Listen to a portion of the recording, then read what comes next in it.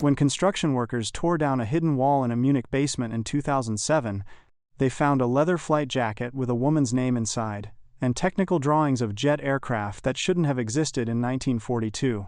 The discovery would reveal that Germany's most advanced secret weapon had been flown by a woman living as her twin brother, and that she had been shot down by her own side in a tragedy buried for 65 years.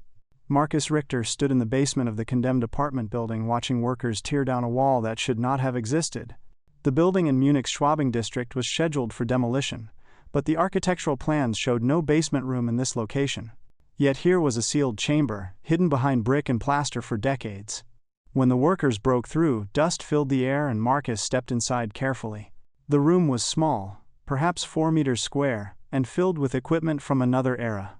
Aviation instruments lined wooden shelves, their glass faces clouded with age. Technical drawings covered one wall, held in place by rusted pins. In the corner sat a leather flight jacket, cracked and stiff with time. Marcus lifted the jacket carefully, and found a name embroidered inside the collar, Kapitän H. Steiner. He photographed everything with his phone, instinct telling him this was something significant. Someone had sealed this room intentionally, preserving its contents like a time capsule. Among the papers scattered on a makeshift desk, Marcus found a diary bound in faded leather. He opened it carefully, seeing entries in German dated from 1941 to 1942. The handwriting was neat and precise, distinctly feminine. Beside the diary lay identity papers in a protective plastic sleeve, yellowed but still legible. The photograph on the papers showed a young woman in a pilot's uniform, her hair cut short in a masculine style, her expression serious and tired, confident. The name read Hannah Steiner, and the document identified her as serving in some capacity with experimental aircraft operations. Marcus knew enough history to understand that women did not fly military aircraft for Germany during the war, yet here was evidence suggesting otherwise. He gathered the diary, identity papers, and several of the technical drawings into a box. The drawings themselves were extraordinary, showing sleek aircraft designs that looked nothing like the standard Luftwaffe planes he had seen in museums. These were jet-powered, with swept wings and streamlined fuselages that seemed years ahead of their time. The next morning, Marcus contacted the German Aviation Museum in Munich. He explained his discovery, and within hours, Dr. Elisabeth Kreutz arrived at the construction site. She was in her 50s, a respected historian specializing in Luftwaffe operations and wartime aviation technology. Marcus showed her the sealed room and watched her face transform as she examined the contents. She picked up the technical drawings first, spreading them carefully across a dusty table. Her hands trembled slightly as she studied the designs. "These are jet aircraft," she said quietly, her voice filled with wonder. "Advanced designs, years ahead of what Germany actually produced during the war. Look at these performance specifications. 900 kilometers per hour. Altitude ceiling of 12,000 meters. These calculations suggest someone was developing revolutionary aircraft in the early 1940s. Dr. Kreutz examined the drawings more closely, noting the precise engineering calculations and detailed performance projections. The designs were labeled with designations ranging from V1 through V7, suggesting a progressive development program. "Who was Hannah Steiner?" Marcus asked. Dr. Kreutz opened the identity papers and studied the photograph for a long moment. "I have no idea," she admitted. "Women were strictly banned from combat flying roles in the Luftwaffe. There should be no record of a female pilot named Hannah Steiner in any official documentation. This shouldn't exist." She picked up the diary and carefully turned its fragile pages, reading several entries. Her expression grew more fascinated with each passage. "This woman was flying experimental jet aircraft in 1941 and 42, she said, but that's impossible. The first German jet fighter, the Messerschmitt 262, didn't fly until 1942 and wasn't operational until much later. Yet these diary entries describe test flights of advanced jets years earlier." Dr. Kreutz photographed every item in the room methodically, treating the space like an archaeological site. "Someone went to extraordinary lengths to hide this room and preserve these materials," she said. "Someone wanted this story to survive, even if it had to wait 65 years to be discovered." Over the following week, Dr. Kreutz examined the materials in her laboratory at the museum. She started with the photographs, studying each one under magnification. The images showed a young woman, perhaps in her mid-20s, standing beside aircraft that looked unlike any standard Luftwaffe planes. The designs were sleek and futuristic, with jet engine nacelles clearly visible beneath swept wings. In several photographs, she could identify the Messerschmitt facility at Augsburg in the background, recognizable from other wartime documentation. The woman wore a standard Luftwaffe flight suit, but her presence beside these experimental aircraft raised immediate questions about how she had gained access to such classified programs. The technical drawings proved even more revealing. They detailed specifications for aircraft designated V1 through V7, each version showing progressive improvements in engine design, wing configuration, and weapon systems. The performance projections were extraordinary for the early 1940s, speeds approaching 900 km per hour, altitude ceilings above 12,000 meters, capabilities that would have made these aircraft nearly untouchable by Allied fighters of that era. Dr. Kreutz turned her attention to official Luftwaffe records, searching for any mention of Hermann or Hannah Steiner. She found Hermann Steiner listed as a test pilot assigned to experimental aircraft development at Messerschmitt in April 1940. His service record showed distinguished performance, multiple commendations, and rapid advancement through the ranks. But there was no mention of Hannah anywhere in official documentation. Something troubled Dr. Kreutz about Hermann's records. She requested his complete flight logs from the military archives, and when they arrived, she spread them across her desk alongside the diary from the sealed room. What she discovered made her pause. The handwriting analysis was unmistakable. Some entries in Hermann's official flight logs were written in bold, angular script, clearly masculine in style. Other entries, scattered throughout the same logs, showed delicate, precise handwriting that matched the diary exactly. Two different people had written entries under the name Hermann Steiner. She found the final entry in the official logs, dated November 14, 1942. The words sent a chill through her. Final test flight of Project Sturmvogel successful. Maximum speed achieved 890 km per hour. Altitude ceiling 12,000 meters. The future of aviation has arrived. But I fear I have no future left to see it. The entry was written in the feminine handwriting. Dr. Kreutz checked Hermann Steiner's service record again. He was listed as killed in action on November 14, 1942, during a classified test flight over the Bavarian Alps. No body recovered. No aircraft wreckage found. The official report was brief and heavily redacted, citing security concerns related to experimental programs. She returned to the photographs from the sealed room and found one she had initially overlooked. It showed two people standing together beside an experimental aircraft, both wearing identical flight suits. They looked remarkably similar, clearly related. The man was slightly taller, his features more angular. The woman had the same bone structure, the same intense eyes, the same determined expression. Twins. Dr. Kreutz felt certainty settling over her like a weight. Hermann and Hannah Steiner were twins, and somehow Hannah had been flying experimental aircraft under her brother's identity. But why would the Luftwaffe allow such an elaborate deception? What program could have been important enough to justify placing a woman in a test pilot role when such assignments were strictly forbidden? And what happened on November 14, 1942, that led to both the program's end and the sealing of that room in Schwabing? The Munich Municipal Archives occupied a gray building near the city center. Dr. Kreutz requested all records related to the Steiner family from 1915 to 1950. The archivist returned with several folders, their contents yellowed with age and smelling of old paper and dust. Birth certificates confirmed that Hermann and Hannah Steiner were born on March 12, 1916, to Friedrich and Margaretha Steiner. Friedrich worked as an engineer at Bavarian Motor Works, and both children apparently inherited his passion for mechanics and aviation. School records showed both children excelling in mathematics and sciences throughout their education. Hermann joined the Hitler Youth in 1933, as was expected and essentially required for boys his age. He entered Luftwaffe flight training in 1938, and quickly distinguished himself as a natural pilot. But Hannah's records told a different story, or rather, they stopped telling any story at all. After 1939, there were no employment papers for Hannah, no ration card registrations, no residence permits, no documentation of any kind. The bureaucratic trail simply went cold, as if she had ceased to exist in the eyes of the German state. Dr. Kreutz found employment documentation for Hermann showing his entry into experimental aircraft testing at Messerschmitt in April 1940. But for Hannah, nothing. It was as though she had vanished from all official records at the age of 23. Dr. Kreutz located the Steiner family home, a modest apartment building in Schwabing that had miraculously survived the war's destruction. The current occupant was Frau Müller, a woman in her 80s whose mother had known the Steiner family before the war. Frau Müller invited Dr. Kreutz inside and served tea while discussing old memories. My mother spoke often of the Steiner twins, she said, her voice warm with reminiscence. She said they were inseparable as children, both absolutely fascinated with flying machines and engines. They would build model airplanes together and spend hours at the airfield watching planes take off and land. What happened to Hannah? Dr. Kreutz asked carefully. Frau Müller's expression clouded. When Hermann joined the Luftwaffe and began flying, Hannah was devastated, my mother said. Not because she disapproved, but because she couldn't join him.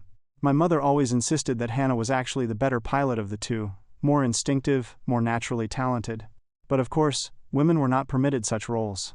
The family said she went to work in a factory somewhere in the East, Frau Müller continued. This was around 1940, I believe. War work, they said, something important for the effort. But my mother never believed that story. She said Hannah Steiner would never have accepted factory work when her brother was flying. My mother suspected something else happened, something the family couldn't or wouldn't discuss. Dr. Kreutz showed Frau Müller the photograph of the twins standing beside the experimental aircraft. Frau Müller studied it carefully, then nodded with certainty. That is them, absolutely. This photograph proves my mother's suspicions were correct. Hannah did not go to any factory. She was involved in something secret, something connected to aviation. Dr. Kreutz submitted requests to the German military archives for any classified documents related to experimental aircraft programs from 1940 to 1943. She knew most records from that period had been destroyed during the war's final chaotic months or confiscated by Allied forces afterward. But some files had been recently declassified and returned to German custody as part of ongoing historical transparency efforts.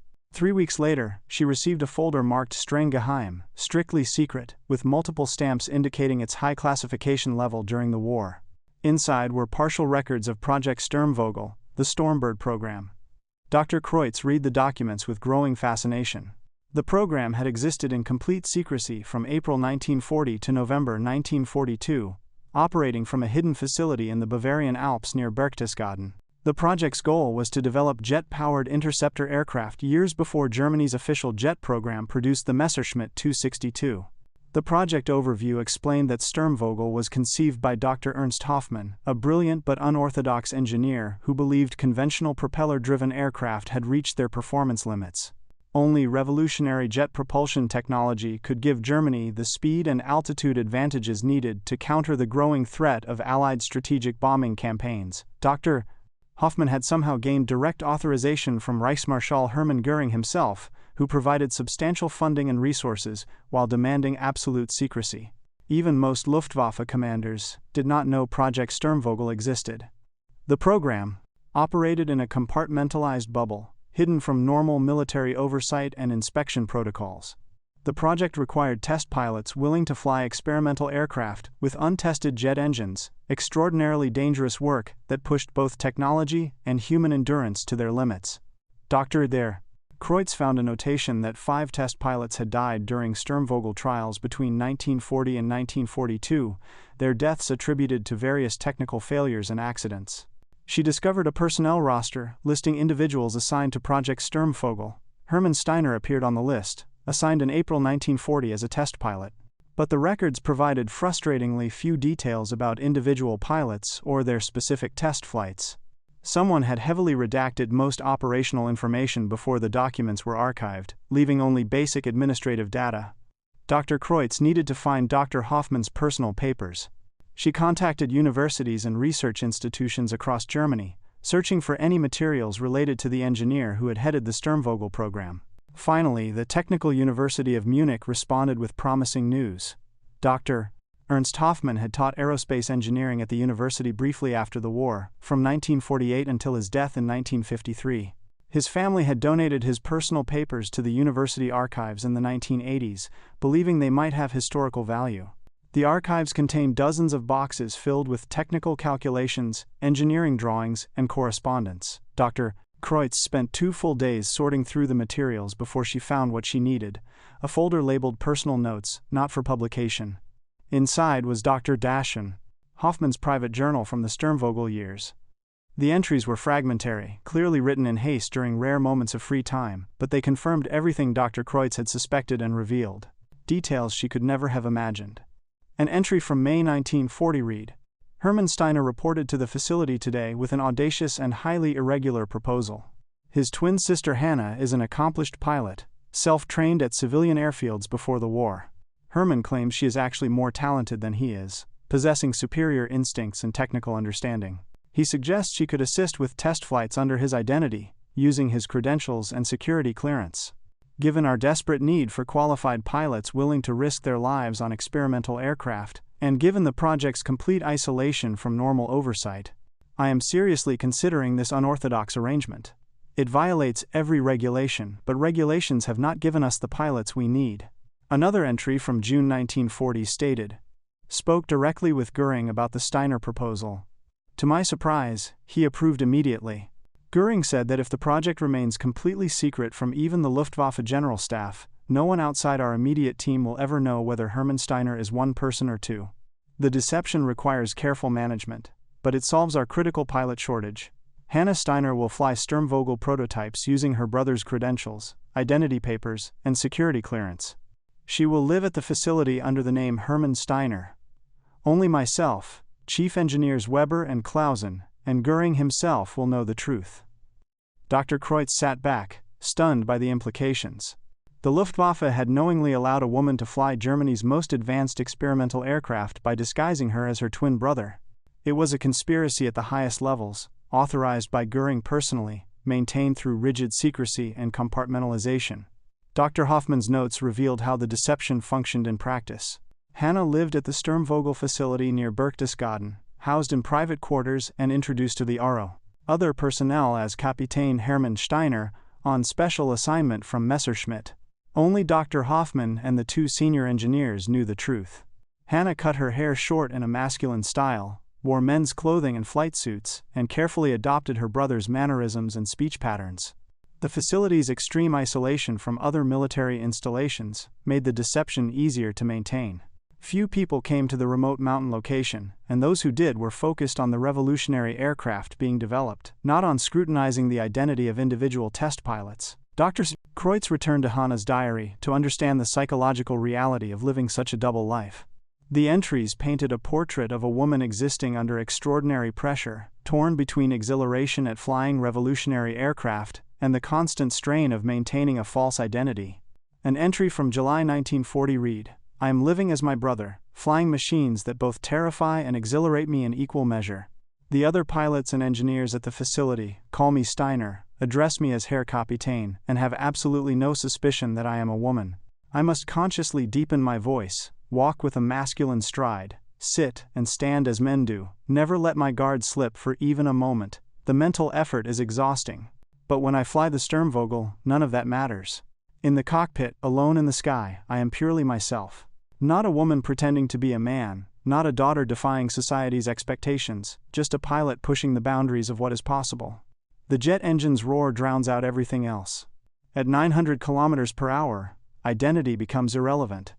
There is only the aircraft, the sky, and the extraordinary sensation of touching the future." Later entries documented the test flights in meticulous technical detail. Hannah flew increasingly advanced prototypes, each version incorporating improvements based on her detailed reports and observations. By early 1941, she was routinely testing aircraft capable of speeds exceeding 800 km per hour, performance that seemed impossible to pilots flying conventional propeller planes. She evaluated weapons systems, tested high-altitude performance, and developed combat maneuvers specifically designed for jet-powered aircraft. Her technical assessments, filed under Hermann's name, were crucial to advancing German jet development. Dr. Hoffman's notes repeatedly praised her analytical abilities and fearless approach to testing dangerous prototypes. But Hannah's diary also revealed growing moral conflict about her work. An entry from March 1942 read, "I am helping Germany develop weapons that will kill Allied airmen, destroy cities, extend this terrible war. I tell myself that I am simply advancing aviation technology, that science is politically neutral, that engineering transcends ideology. But I know these aircraft I test will be used for destruction and death." Hermann fights for the fatherland without hesitation or doubt. He believes in Germany's cause, in the necessity of this war, in ultimate victory. I fly for an entirely different reason. I fly because I love flying itself, because I am good at it, because the sky offers a freedom I can find nowhere else. but I cannot escape what my work enables. Every successful test brings these weapons closer to operational use. Dr. Kreutz found references in the diary to communications between the twins. They coordinated carefully to maintain their deception, ensuring they were never required to appear in two places simultaneously. When Hermann was needed for official Luftwaffe duties, inspections, or meetings with senior commanders, Hanna would suspend test flights and remain hidden at the remote facility. When critical Sturmvogel tests were scheduled, Hermann would arrange leave, transfer to temporary assignments, or claim illness to explain his absence from regular duties. An entry from August 1941 read, Hermann writes that he will be in Berlin for meetings with High Command from August 10 through 15. This gives me a clear window to conduct the high-altitude endurance tests Dr. Hoffman has been planning. 5 days of intensive testing without any risk of our dual existence being discovered. The system worked smoothly for more than 2 years. But in September 1942, everything changed. Dr. Kreutz found Hermann Steiner's official Luftwaffe records showing that he was shot down over North Africa on September 23, 1942, during a fighter escort mission. He managed to bail out of his damaged Mi-109 but was captured almost immediately by British forces advancing across the desert. Hermann became a prisoner of war, held initially in Egypt and later transferred to camps in Britain. He was officially listed as missing in action, then confirmed as captured when Red Cross notifications went through proper channels. This created an immediate and potentially catastrophic crisis for Project Sturmvogel. Hermann was now in British custody, officially documented as a POW. Yet Kapitän Hermann Steiner continued to fly test missions from the secret facility in Bavaria. If anyone investigated closely, if records were cross-referenced, if questions were asked, the impossible truth would be revealed. Dr. Hoffman's notes from October 1942 showed his alarm at the situation. An entry dated October 5 read, with Hermann captured and his status now officially documented, continuing to use his identity becomes increasingly dangerous. If Luftwaffe Personnel Administration notices that a man listed as a British prisoner is also filing test flight reports from Bavaria, the entire deception will collapse. But we are so desperately close to completing Sturmvogel. Hanna is the only pilot who has flown all 7 prototypes, who understands their capabilities and limitations. Göring was informed of the situation and personally intervened. According to Dr. Hoffman's journal entry from October 12, received orders directly from the Reichsmarschall. Hanna will continue test flights despite the complications with Hermann's capture. If anyone questions how Hermann Steiner can be both a British prisoner and an active test pilot, the official explanation will be that he escaped from captivity and returned to Germany secretly through underground networks. The story is implausible and would not survive serious investigation. But the project's extreme classification prevents normal verification procedures. No one outside our small circle has authority to question Sturmvogel operations. We proceed with caution, but we proceed. Hanna's diary entries from this period showed her awareness of the increasing danger and the mounting stress of maintaining the deception under more precarious circumstances. An entry from November 2, 1942, revealed the final challenge she faced. They are asking me to fly the ultimate prototype, Sturmvogel V7. It represents the culmination of everything we have worked toward over the past 2.5 years. Twin jet engines producing unprecedented thrust, pressurized cockpit allowing operations at extreme altitudes, revolutionary swept-wing design that should reduce drag dramatically, fully armed with 30mm cannons and air-to-air rockets. Dr. Explain. Hoffman believes V7 can reach 900 km per hour in level flight and operate at 12,000 meters altitude, making it essentially untouchable by any Allied fighter currently in service. If these projections prove accurate in testing, this aircraft could potentially change the entire air war. But V7 has already killed 2 test pilots. The engines are temperamental and prone to catastrophic failure. The fuel system is dangerous, prone to leaks and fires. The high-altitude performance requirements push both aircraft and pilot to absolute limits. The previous test pilots were experienced men, skilled and careful. They still died. Dr. Starr.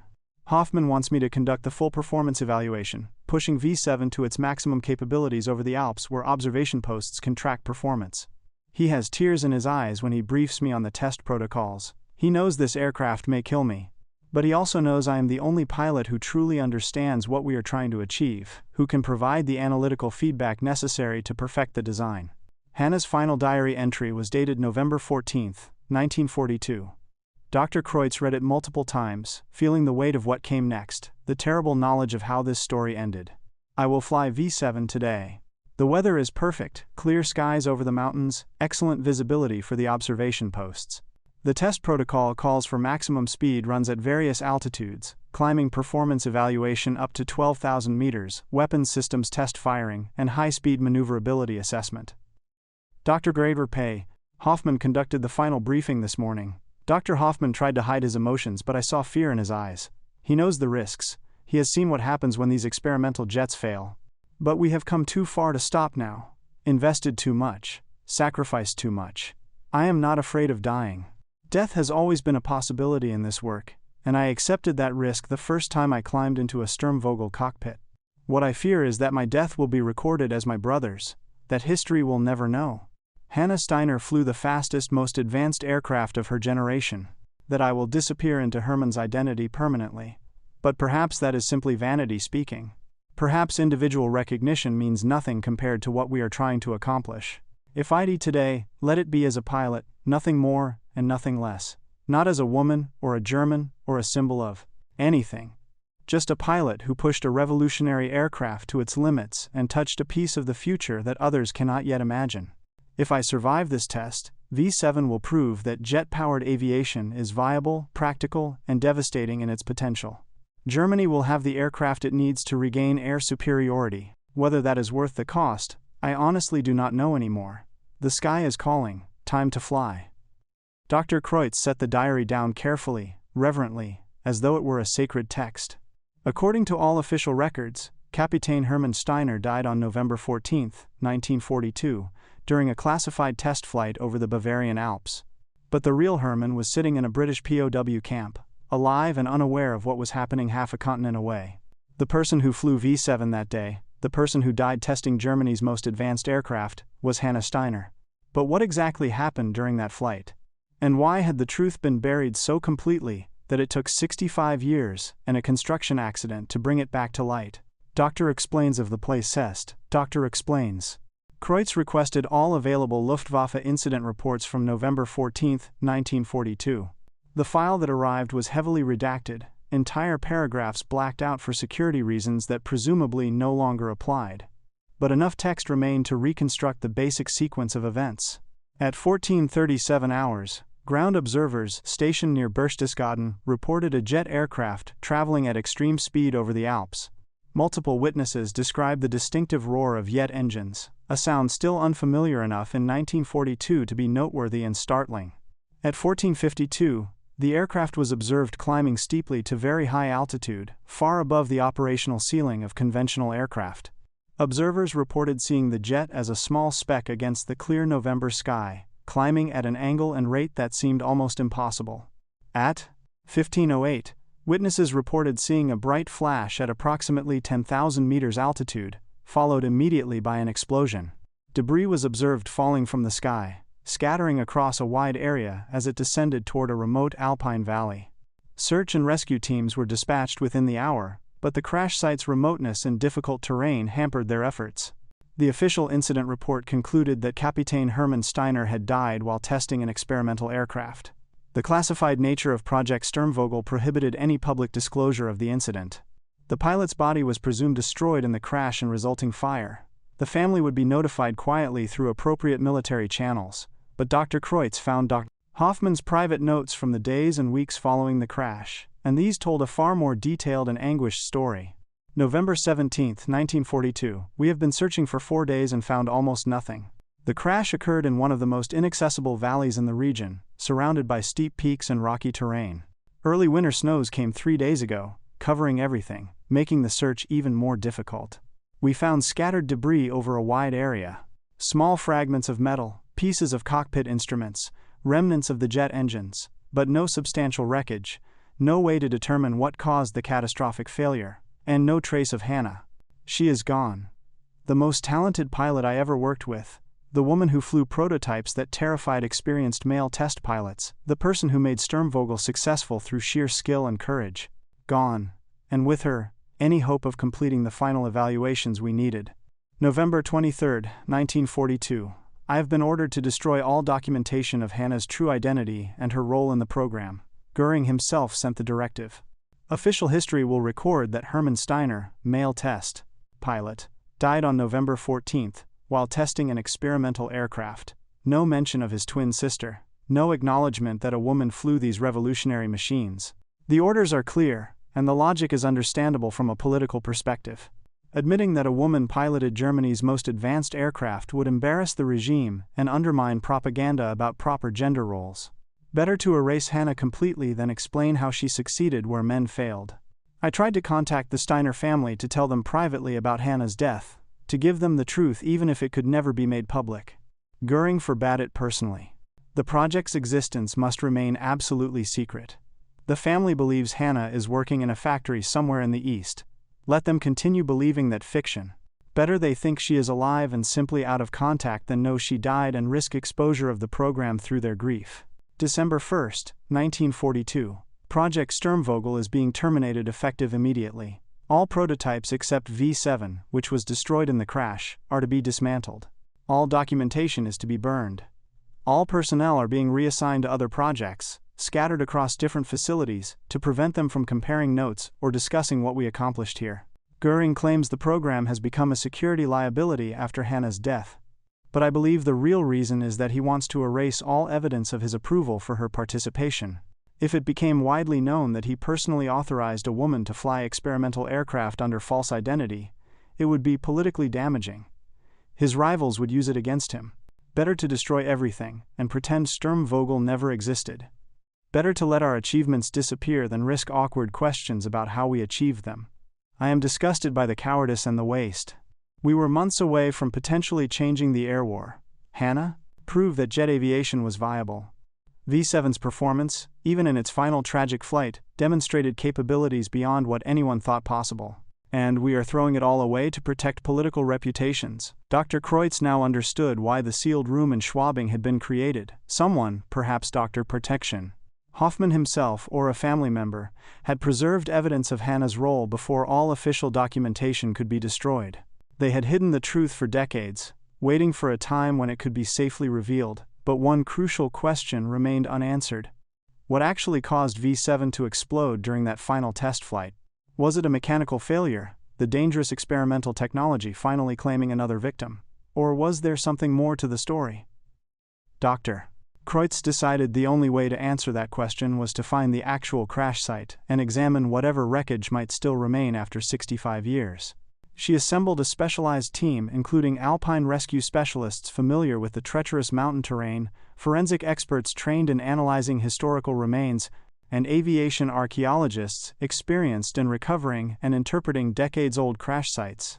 Using the witness reports from November 1942, Dr. Kreutz and her team identified the most likely crash location, a remote valley in the Bavarian Alps, surrounded by steep peaks, accessible only by helicopter during the brief summer months, when snow and ice receded enough to permit safe landing and excavation. The team arrived in mid-July 2008, equipped with ground-penetrating radar, sensitive metal detectors, and careful excavation tools. The valley was indeed remote and forbidding, a steep-sided gorge filled with rocky debris and sparse vegetation. The peaks surrounding it would have made navigation difficult even for an experienced pilot, and at high speed in an experimental aircraft, the margin for error would have been razor-thin. For 3 days the team found nothing despite systematic searching. Then, on the 4th day, metal detectors registered strong signals in an area partially buried under what appeared to be an old rockslide. The readings suggested substantial metal objects buried several meters beneath the surface. Careful excavation began, with team members documenting every layer as they dug deeper. They found scattered debris first, scorched metal fragments showing evidence of intense heat, remnants of what appeared to be jet engine components based on their unusual design, pieces of cockpit instruments, with German markings still barely visible despite decades of exposure. Every item was photographed in situ, catalogued and carefully removed for later analysis. The debris field was larger than expected, suggesting the aircraft had broken apart at high altitude before impact, scattering wreckage over a wide area. Deeper excavation, focused on the strongest metal detector readings, uncovered larger sections of wreckage. A substantial piece of fuselage emerged from the rock and sediment, twisted and scorched but still partially intact. As workers carefully cleaned the metal, partial markings became visible beneath the corrosion and damage. Sieben. Dr. Kreutz felt a mixture of triumph and profound sadness. They had found Hannah's aircraft, the culmination of Project Sturmvogel, the jet that was supposed to change the war. The team worked with painstaking care over the following days, aware that they were excavating not just historical artifacts but quite possibly a grave site. On the 8th day of excavation, they made the discovery Dr. Kreutz had been anticipating with dread.